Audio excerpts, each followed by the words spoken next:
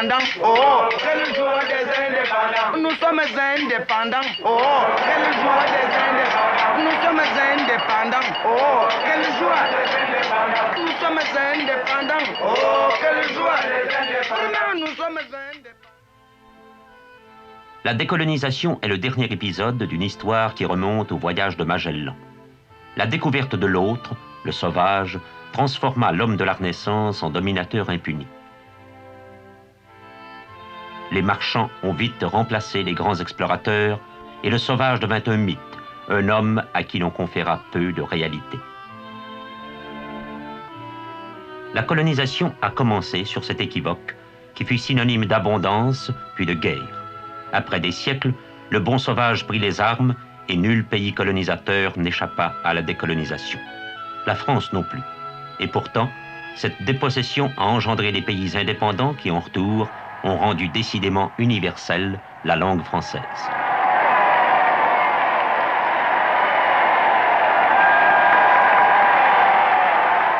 Le 13 mai 1958, Alger portait au pouvoir un homme qui, loin de garder à la France les pays qu'elle a colonisés, s'est fait le médiateur de leur volonté d'indépendance.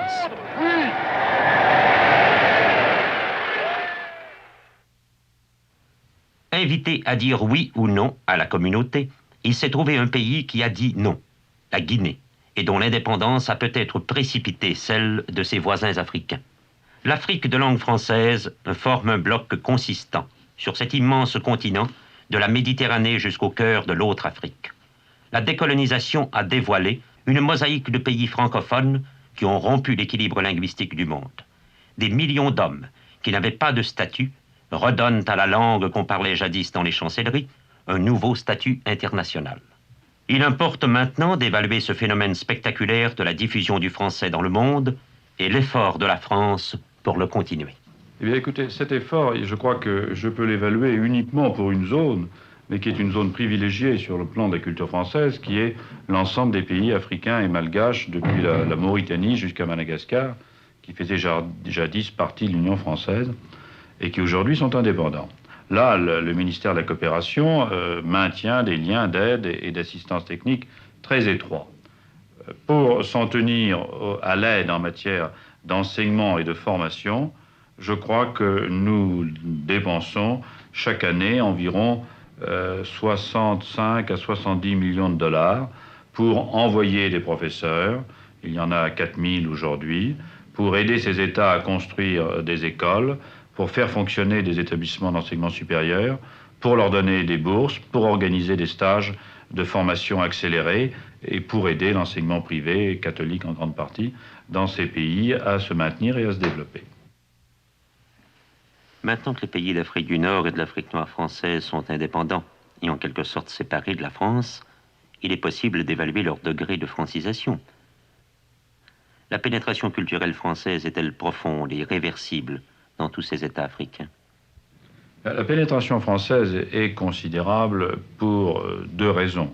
La première raison tient à la dispersion, à la grande multiplicité de groupes ethniques de la plupart de ces États, qui fait qu'à l'exception peut-être de la Mauritanie, où l'arabe, une certaine forme d'arabe est langue nationale, et de Madagascar, où le malgache est une langue ayant des traditions et une culture, dans tous les autres États, c'est le français qui est finalement la langue de l'unité. Il y a des pays comme le Sénégal, comme le Mali, où certains dialectes vernaculaires ont un assez grand rayonnement, mais ils ne touchent pas malgré tout la totalité de la population. Donc disons que la pénétration française est d'abord le fait qu'elle constitue l'unité du pays sur le plan de l'administration comme de la culture, et ce phénomène est très important au moment où ces pays sont devenus des États qui doivent être gouvernés, administrés et développés. Puis le deuxième facteur d'expansion du français, c'est le fait que ces pays, en étant indépendants, sont entrés dans la vie internationale et qu'ils ont besoin, pour communiquer avec le monde qui leur apporte des concours, de l'aide, communiquer avec les organisations internationales, ils ont besoin d'une langue internationale qui se trouve dans leur cas le français. Mais à toute fin pratique, comment déterminez-vous qui est vraiment francophone? Eh bien, évidemment, si vous prenez le paysan Mossi, qui n'a jamais été à l'école, puisque nous avons des pays où le taux de scolarisation est encore très bas, il est évident que sa langue maternelle, sa seule langue maternelle, c'est le dialecte de son village. Il est possible qu'il connaisse quelques bribes de français parce qu'il a été en communication pour des raisons économiques ou pour des raisons religieuses, avec un commerçant ou avec un missionnaire. Mais nous ne le considérons pas comme francophone. Nous considérons comme francophones les gens qui peuvent à la fois lire et écrire le français. Et là, il y en a forcément un nombre assez réduit, puisque le taux de scolarisation de certains de ces pays est encore assez bas. Nous considérons pour le moment que sur une population de 40 millions d'habitants, il y a 4 millions de francophones, en ce sens strict et étroit que nous prenons, c'est-à-dire de gens parlant et écrivant le français. Mais le nombre s'accroît chaque jour, puisque ceux qui ne sont pas francophones ne sont pas anglophones ou ne parlent pas une autre langue de culture, ils sont donc des francophones en puissance. La défaite française de 1940 a été celle de la France métropolitaine. Les colonies éloignées ont relevé la tête et se sont ralliés au gouvernement provisoire du général de Gaulle. Ces pays colonisés par la France continuaient en quelque sorte la France défaite sans lui ressembler.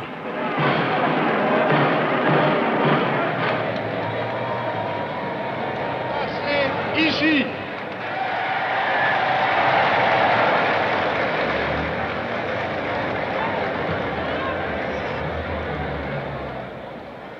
La conférence de Brazzaville, en 1944, confirma cette grande évidence et établit les fondements de l'Union française. Félix Éboué, ce noir latinisé, qui était à l'époque gouverneur général de l'Afrique équatoriale française, présida cette rencontre de la survivance française. Les pays colonisés par la France manifestaient de façon surprenante une volonté de demeurer en quelque sorte français. Mais peut-être faut-il chercher ailleurs que dans cet événement ce qui caractérise profondément la colonisation française. Elle a différé, je crois, en grande partie par l'ambition, par la nature du projet. Je crois qu'il y a deux orgueils assez différents, l'orgueil britannique et l'orgueil français.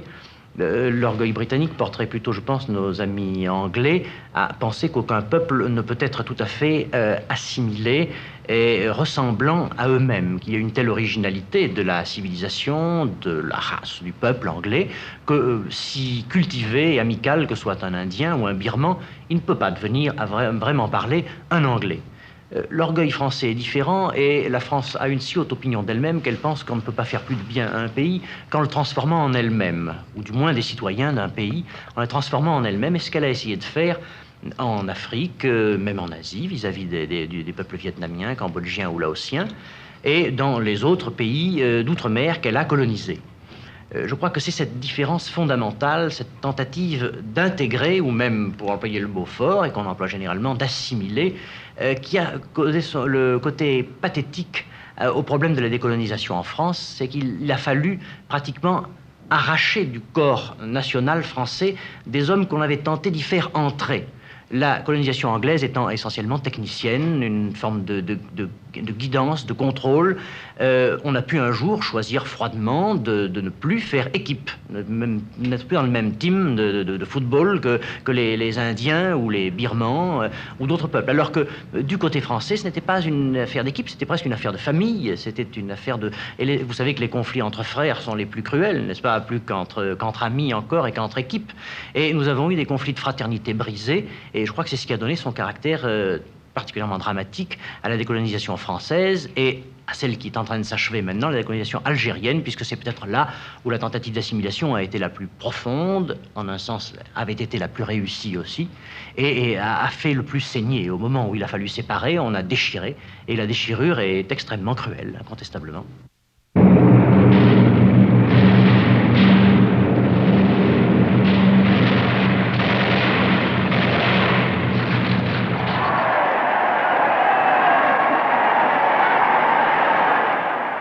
Après la victoire, la France comprit mal que les colonies d'avant la guerre se soient transformées.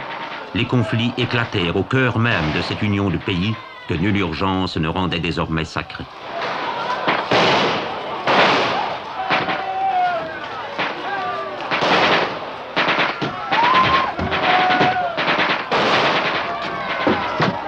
Après 1945, partout dans le monde, les colonisés parlent un nouveau langage, celui de la révolte interminable, celui de l'indépendance à tout prix. D'Extrême-Orient vient un homme déterminé, d'une maturité politique qu'on avait peut-être sous-estimée.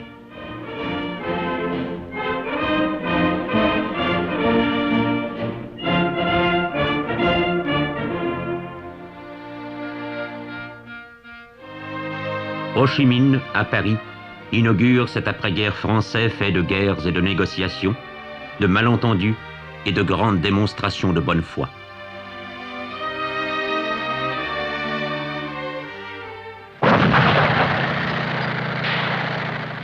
L'Indochine exotique des chansons et des récits de voyage se transforma rapidement en champ de bataille.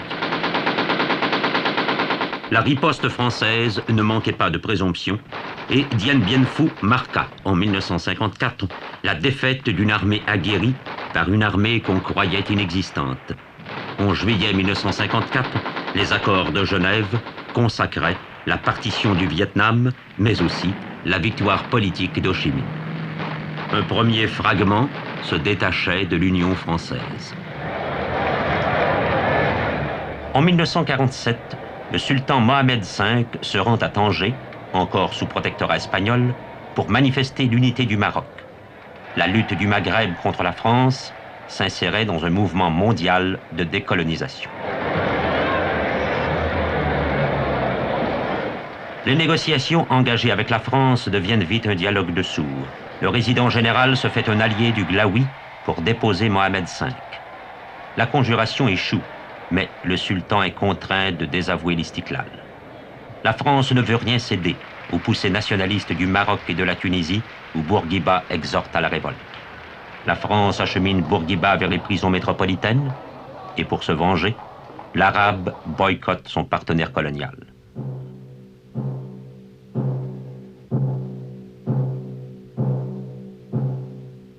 Partout dans le Maghreb, l'Arabe et son tuteur colonial se surveillent, se mettent mutuellement hors de leur loi. On se fait une guerre larvée de mauvaise foi et de résistance.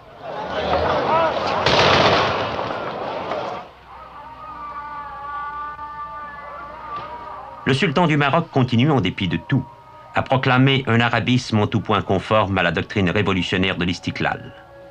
À l'exaltation des Marocains, la France répond par un acte inusité et brutal. Mohamed V est finalement déposé. Ben Arafat, sultan agréable au gouvernement français, n'est que la doublure maladroite d'un premier rôle qu'un peuple tout entier réclame. L'équivoque colonial est démasqué à grands cris par les Arabes. La révolution arabe n'a pas été improvisée selon des circonstances accidentelles. Cette révolution qui a émergé brutalement de Tunis à Rabat a une longue histoire, des martyrs, des héros, et semble obéir à des impératifs profonds comme ceux dont nous parle Messali Hadj. Nous avons certes été battus en 1830, mais nous ne l'avions jamais accepté. Nous portions en nous-mêmes toujours l'idée de nous libérer un jour ou l'autre. Et la résistance algérienne est restée pour nous un exemple qui a été renforcé précisément par une situation économique, par une situation politique, par une exploitation, par une expropriation de tous nos biens et de tous nos moyens d'existence.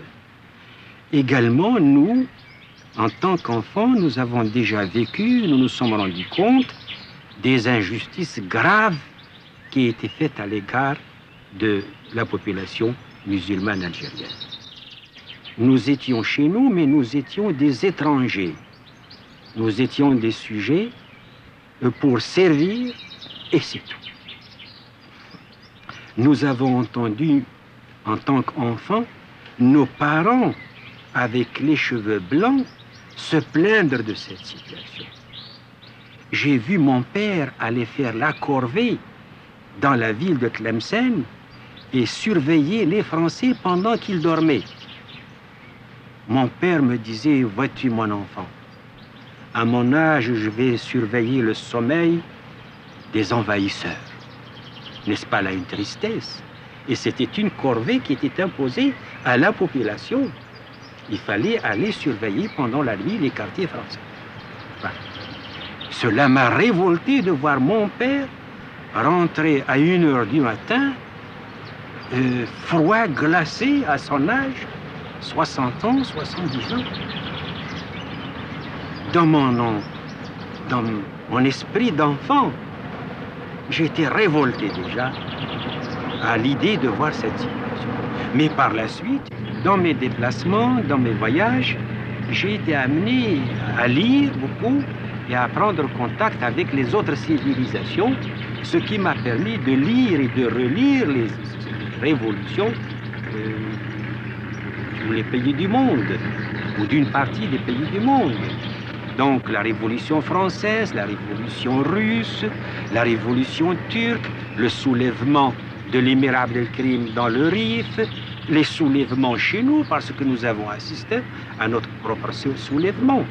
J'ai donc, avec ces impressions de jeunesse, avec ce que j'ai vu, n'est-ce pas, personnellement, avec ce que j'ai appris, alors je me suis dit, il faut arriver à faire quelque chose pour délivrer ce peuple.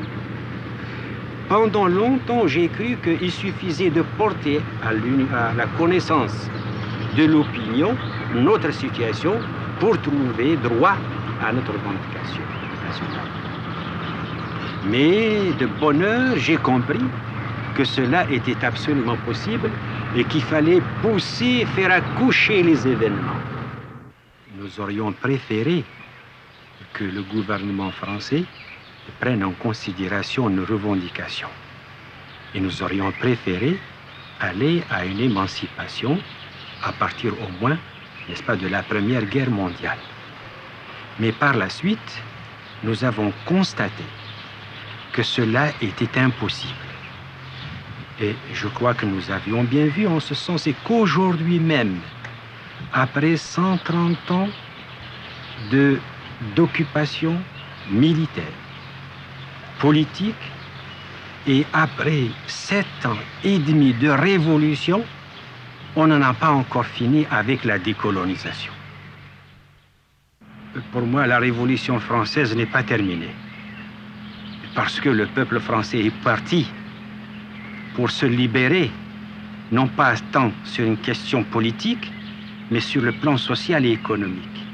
Mais je constate jusqu'à maintenant que les Français sont encore de lutter pour obtenir des améliorations sociales.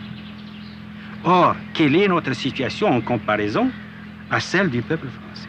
Elle est loin, elle est loin. Donc, nous avons ce qu'on appelle les lendemains de l'insurrection. Et ces lendemains sont peut-être plus à craindre que la révolution elle-même. En 1954, le jour de la Toussaint, la révolution s'annonce en Algérie par le sang et la terreur.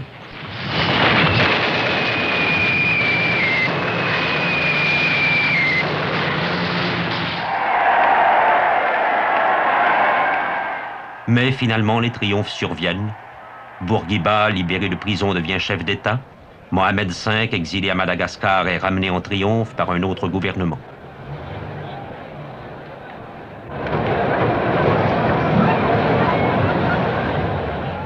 En 1956, le Maroc et la Tunisie deviennent indépendants. Mais l'Algérie, c'est la France. Guy Mollet, président du Conseil, est mal reçu par les Français d'Alger, qui dénoncent la politique trop libérale de Paris à l'égard du nationalisme algérien. On capture et l'on emprisonne alors Ben Bella, un rebelle.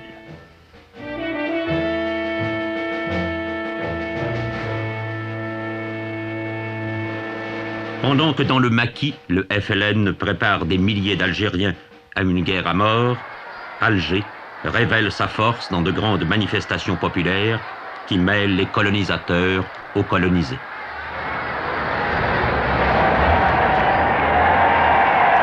À partir de 1958, les événements se précipitent dans ce pays éclatant de conflits accumulés. Zone française, zone moins française ou française autrement, Alger se partage selon les frontières du sang et des idées. Les barricades bloquent une circulation qui ne se fait plus harmonieusement entre deux peuples.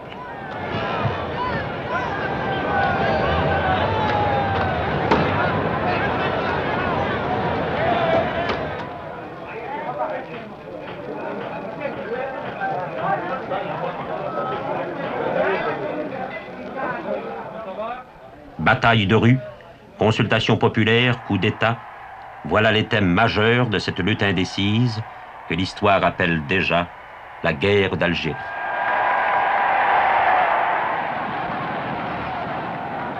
En 1962, Ben Bella devient président de la République algérienne, centre d'un Maghreb encore francophone, où des milliers d'instituteurs français enseignent leur langue.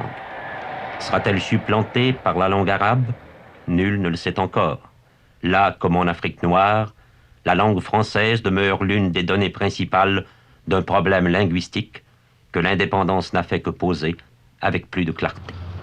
Pour ce qui est de l'Afrique noire, puisque l'Afrique se trouve partagée entre des races différentes, pour ce qui est de l'Afrique noire, où nous avons une multiplicité de langues et où la plupart de ces langues n'ont pas d'écriture, sauf une écriture empruntée, empruntée notamment à un alphabet étranger, latin par exemple.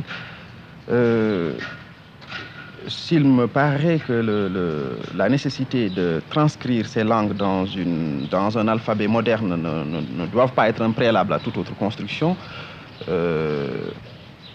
je crois tout de même que dans l'avenir, nous devrons nous préoccuper de transcrire nos langues dans des alphabets modernes de manière à pouvoir les écrire, parce qu'en fin de compte et à long terme, il sera nécessaire d'exprimer nos cultures, d'exprimer notre vision du monde dans nos propres langues.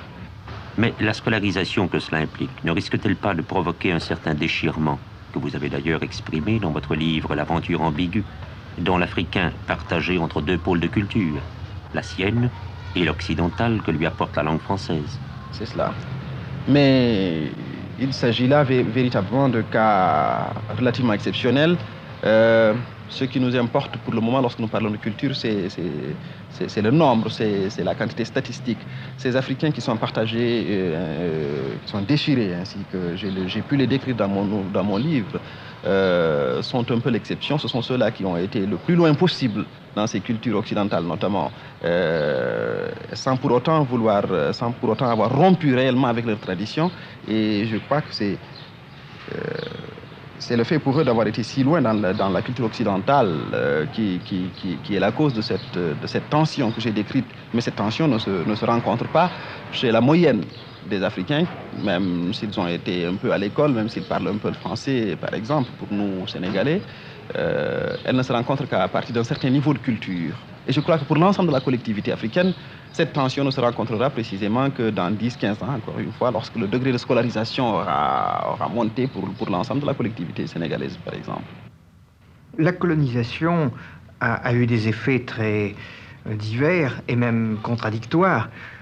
C'était un phénomène de domination, incontestablement, et par là même une certaine menace pour la personnalité, l'intégrité de la personnalité des peuples colonisés. Mais en même temps, la colonisation a apporté, a véhiculé, si vous voulez, non seulement des moyens de protestation, de révolte, mais aussi tout simplement d'instruction, de culture.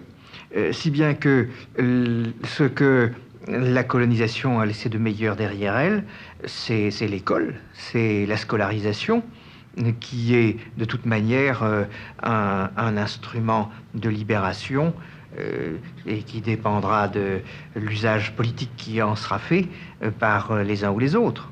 On peut déjà apercevoir, en tout cas, des énormes difficultés pour les Africains dans l'avenir, étant donné que nous aurons deux ensembles, un anglophone et l'autre francophone, et que au moins les hommes cultivés d'Afrique seront obligés d'être bilingues, francophones et anglophones, sans compter la survie de leur dialecte d'origine, et éventuellement l'expansion de dialectes intermédiaires, comme le bambara ou d'autres dialectes, qui pourront peut-être servir de rassemblement pour des grands ensembles.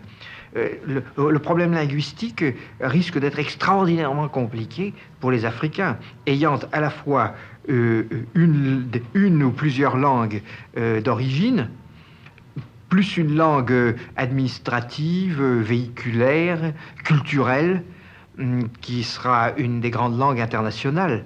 Aussi, la rencontre du français et de l'anglais dans le monde va avoir son expression en Afrique, et nous ne savons pas encore si cela créera des situations de conflit et lesquelles. L'homme africain a hérité d'un redoutable problème, et même à certains égards une alternative. Est-ce qu'il est possible de garder à la fois un fonds africain qui souvent est très archaïque, a des valeurs considérables certes, mais qui ne tiennent pas le coup, n'est-ce pas, le choc, en face de la pression de l'esprit scientifique, de l'esprit technique, je dirais des méthodes de pensée, allant depuis la science jusqu'à l'administration, la conception de la vie politique, une conception d'ensemble du monde. Aussi, c'est un problème pour chaque homme de culture en Afrique de savoir quel nouvel équilibre il va inventer. Au fond, c'est, en ce sens, cette synthèse, elle est entièrement à faire. À l'heure de la décolonisation, la langue française n'appartient plus à la seule France, mais à un monde plus vaste qui cherche son équilibre.